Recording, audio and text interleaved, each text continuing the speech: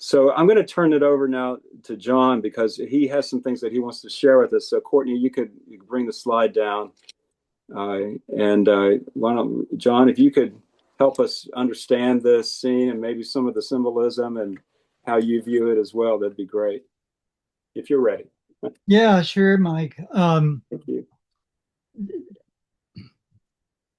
I have to reference back to some of the things that we've already discussed before I can uh, deal with spontaneous combustion.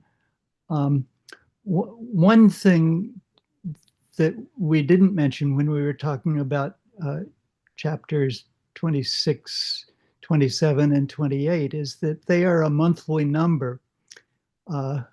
And the novel is being published in installments. And those three chapters are all narrated by the omniscient narrator.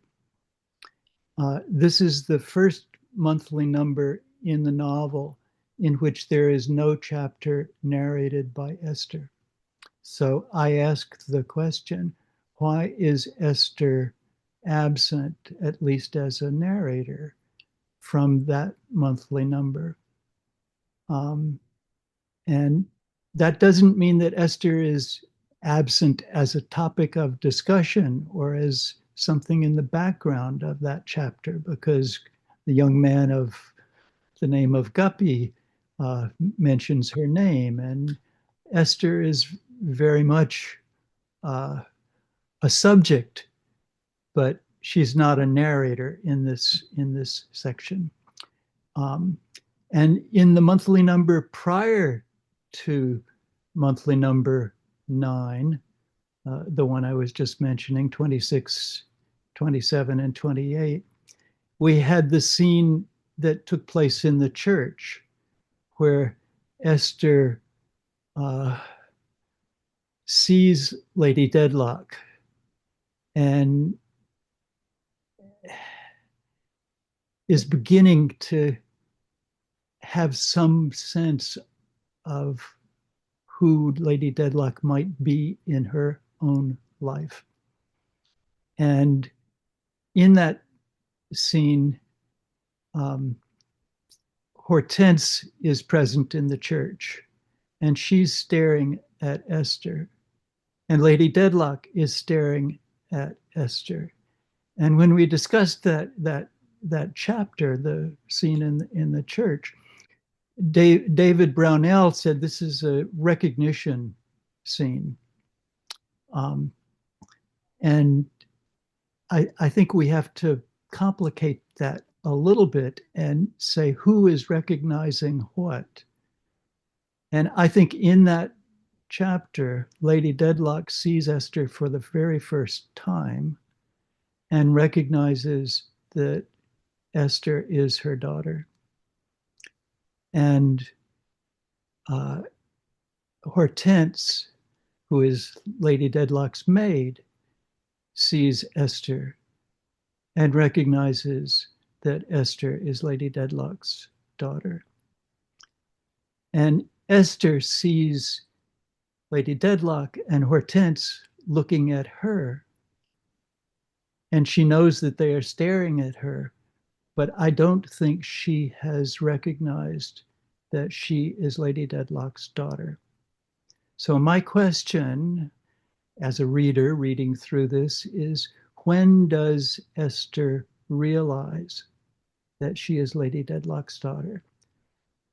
I think that, and this is part of my interpretation of spontaneous combustion, that Esther does not really want to recognize that Lady Dedlock is her mother, because the implications of that are too threatening. But at the same time, she wants nothing more than to have a mother. And her fantasies about what happened at the time of her birth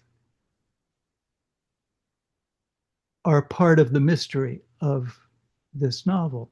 We've just had one explanation of what happened at Esther's birth, which is the explanation that Lady Dedlock gives. That may not be what happened. That may be the story that Lady Dedlock has been told. That may be also the story that Lady Dedlock wants to believe. What does Esther believe? What does it mean for Esther to begin to recognize that Lady Dedlock might be her mother? Now, the other scene that happens in that same chapter is that there is a thunderstorm, and Esther and Ada take refuge in a keeper's lodge. And Lady Dedlock arrives. And Lady Dedlock says to Esther, "Is it not dangerous to sit in such an exposed place?" Which is a very, it's an expression of concern for a young woman who shouldn't be outside in a thunderstorm. But if Lady Dedlock has recognized that Esther is her daughter, there's another possible meaning to that sentence. Is it not dangerous to sit in such an exposed place?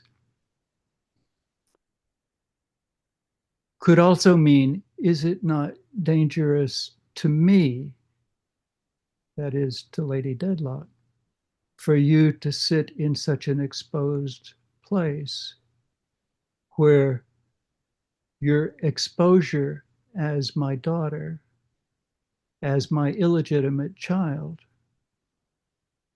will damage my position in society at the pinnacle of society, and will also bring disgrace to my husband, Sir Leicester, who, although he's a mere baronet, is in his own way at the pinnacle of society, at least at the pinnacle of the society that we have seen. So there are two ways to read it. One is maternal concern for someone who's now just been recognized as her daughter. And the other way is, you are dangerous to me, and the exposure of your face in public close to me will be damaging to me. So how does Esther, one reason that Esther is conflicted about recognizing that Lady Dedlock is her mother is that she knows that she can ruin Lady Dedlock. Her face can ruin Lady Dedlock. And what is the secret that everyone is looking for, that Guppy is looking for, that Talking Horn is looking for, that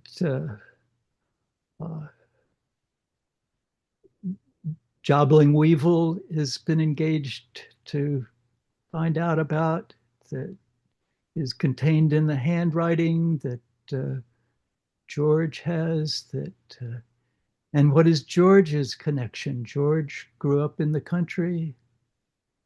He seems to recognize something in Esther's face as well. So we get to spontaneous combustion. Dickens's friend George Henry Lewis, who was a man of science, said this is preposterous. Scientifically, spontaneous combustion does not exist.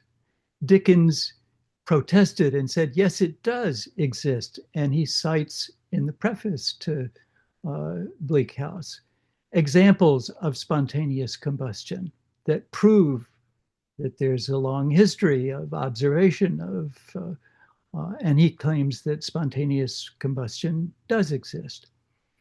And there is a scientific explanation for spontaneous combustion, which is that Crook is an alcoholic. And finally, alcohol combusts internally, and Crook, seated near the fire, explodes. It's preposterous. And Dickens, I think, knew that it was preposterous, but he claims that there is a scientific basis for spontaneous combustion. Spontaneous combustion, in the case of Crook, hovers in an area that I would call the paranormal.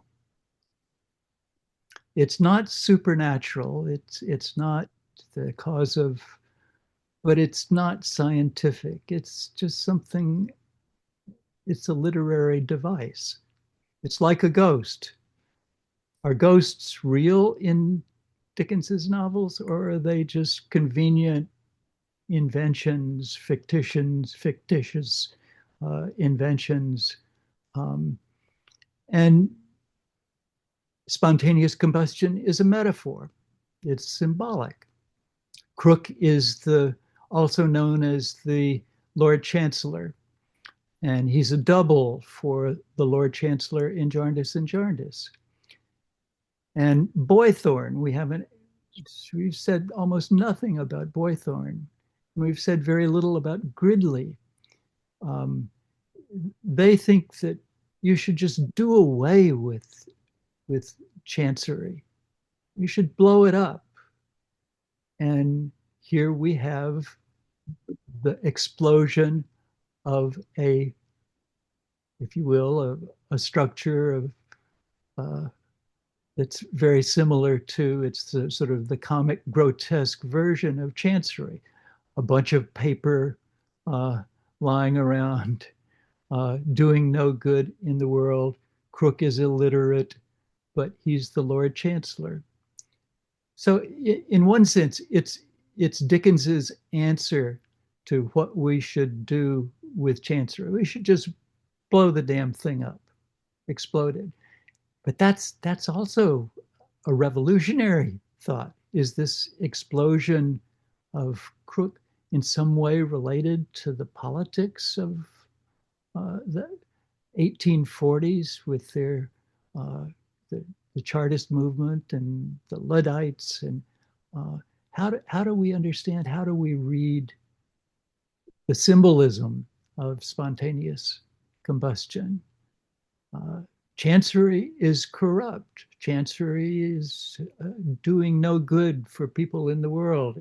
It's causing pain to people like Gridley and Miss Flight. And everyone and everything is in Chancery in some way. It turns out that Lady Dedlock actually owns some property that is in Jarndyce and Jarndyce. And Jarndyce and Jarndyce is it's everywhere. It touches everyone. Richard is headed toward Jarndyce and Jarndyce with his hopes that somehow he's going to solve the mystery of the suit. So spontaneous combustion in all of those ways has, I think, symbolic reference to the larger social structure and institutional structure of 1851-52 England. But what connection? I keep asking that question, and it's, I think, the crucial question of the novel. What connection is there between the narrative of Crook's spontaneous combustion and the fact that in the same monthly number, Esther falls ill? And we had to skip over those chapters in order to get to spontaneous combustion. So why does Esther fall ill? Esther falls ill because she catches the disease from Charlie, who is her maid. How does Charlie contract the disease? Charlie has been in touch with Joe. How does Joe contract the disease? Joe has been to the graveyard where Hawden Nemo is buried. The theory of disease that was prevalent in the 19th century, at the middle of the century, was that disease was spread through the air. The word malaria, which does not appear in Bleak House, and I'm not suggesting that it does, literally means bad air. Disease, the dominant theory, this is before the germ theory of disease was developed and proved to be accurate, was that there were poisons that were spread through the air. And if you breathed them, you contracted the disease. And there were different kinds of disease, but the dominant term for disease in the 19th century, at least at the middle of the century, was fever. And Dickens had a friend who was a doctor, whose name was Thomas Southwood Smith, who wrote the definitive book on fever. And if you look in Bleak House, the word that is used for the disease that spreads from the graveyard to Joe to Charlie to Esther is fever. There comes fever walking up the street is a quote. I forget who says that. Is it Bucket who says that? The argument is usually made that Esther contracts smallpox, but I think her disease is of a different kind. And what connection can there be? And my proposal is that Esther realizes that her face is damaging to her mother, potentially damaging to her mother, because if more people begin to see Esther's face and Lady Dedlock's face, this will bring disgrace and disaster upon her mother, whom she desperately yearns to have as a mother. So what I propose is that Esther spontaneously combusts, and that the two main events of this chapter are the spontaneous combustion of Crook and the spontaneous combustion of Esther.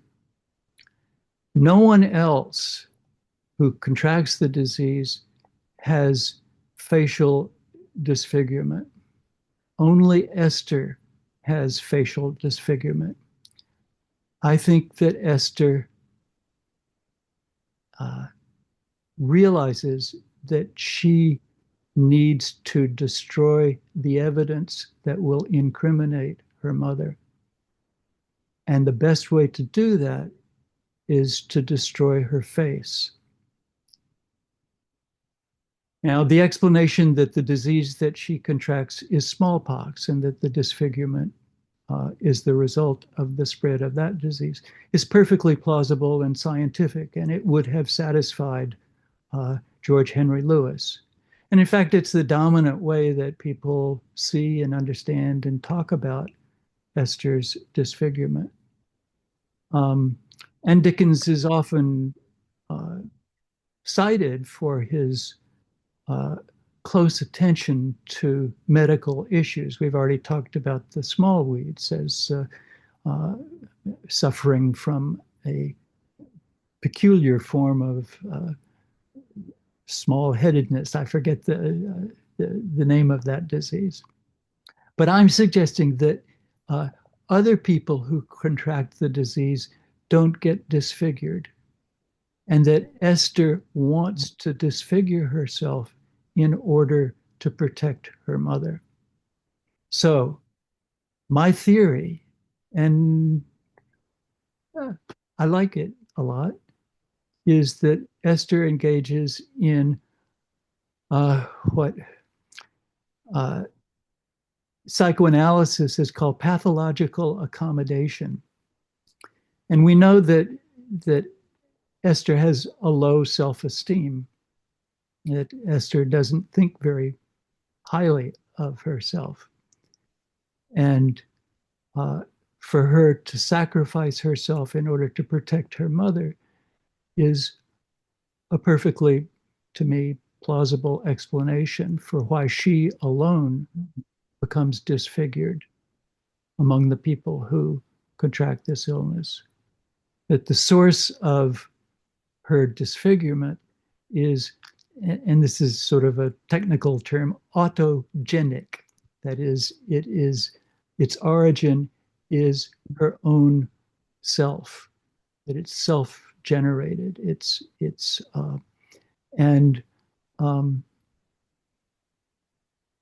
I think there's evidence later in the novel, and I don't want to do spoilers to support this, but that's my explanation of why, after having been absent in monthly number 9, in monthly number 10, we have two explosions, both of them generated from within the body or within the mind, within the psyche of Esther, that produce explosions. And that's my theory of spontaneous combustion.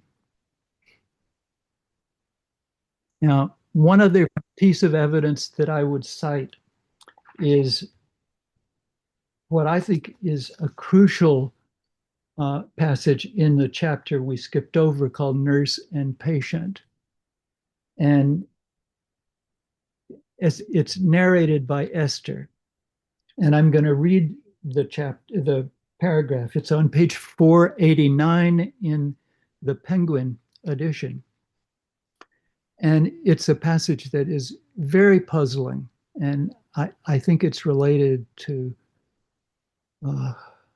these issues that I've been proposing. So here's the paragraph. This is in Esther's narration, Esther's voice. I had no thought that night, none, I am quite sure, of what was soon to happen to me. But I have always remembered since that when we had stopped at the garden gate to look up at the sky, and when we went upon our way, I had for a moment an undefinable impression of myself as being something different from what I then was. I know it was then and there that I had it. I have ever since connected the feeling with that spot and time, and with everything associated with that spot and time, to the distant voices in the town, the barking of the dog, and the sound of wheels coming down the miry hill. So what is she talking about? And notice that she's writing in the present tense. This is Esther, the retrospective narrator. I had a thought that night, none I am quite sure of what was soon to happen to me. Esther, the character, doesn't know what's going to happen soon to her. This is Esther, the narrator, who knows everything because she has lived through it and knows that something is going to happen to her that is going to happen to the character, Esther, that she was, and that is crucially important. And we can say, oh, she had a kind of foreknowledge of the disease she was going to contract and of the disfigurement that would result from it. We could say that Dickens is using a kind of foreshadowing here, warning the reader to anticipate something. But it's Esther who has that knowledge, Esther, the narrator. And the crucial phrase is, I had for a moment an undefinable impression of myself as being something different from what I then was. She doesn't tell us what it is, an undefinable impression of that I was something different from what I then was. I think this is my part of my theory about spontaneous combustion, that this is the moment where Esther realizes who her mother is. Up until this point, she's had unconsciously these weird experiences of hallucination and emotional disturbance when she sees Lady Dedlock's face, but she hasn't made the connection. Esther is one of the detectives in the book. She wants nothing more than to know what happened at the moment of her birth, but she doesn't want to know it. She wants to know who her mother is, but she doesn't want to know who her mother is because of the implications that would result from that. Psychological, social, societal, and that would happen to her mother. If she then, at this moment in Nurse and Patient, knows that she is Lady Dedlock's daughter, then it's possible, I would argue, that she knows what the consequences of that revelation would be. And in order to protect her mother, disfigures herself. She explodes spontaneously, like Crook.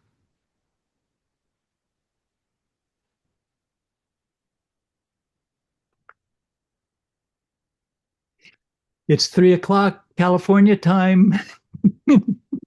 We don't have time to talk about this anymore because we have to stop.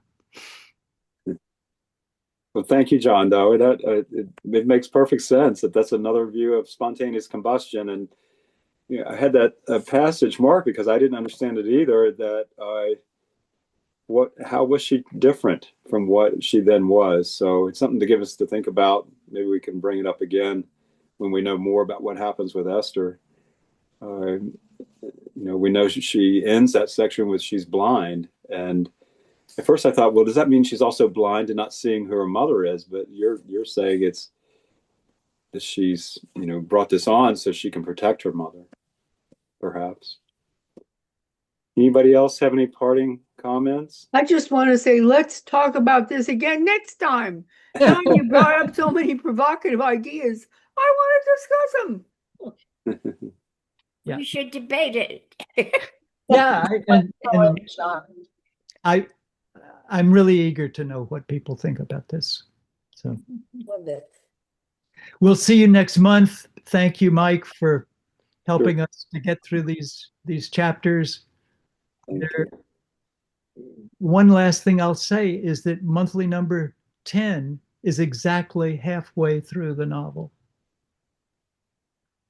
And halfway through the novel is for Dickens a point that is often a turning point in the plot. Ew, the plot thickens. A plot, boy, does it thicken. It's all over the place. It's a messy, gooey explosion. So thank you for listening to my. Oh, wonderful. Thank you. We appreciate it. Okay. Thank you for giving us so much to think about. Thank you, Michael. It was wonderful. Oh, thank you. Appreciate it. Yeah, good job, Michael.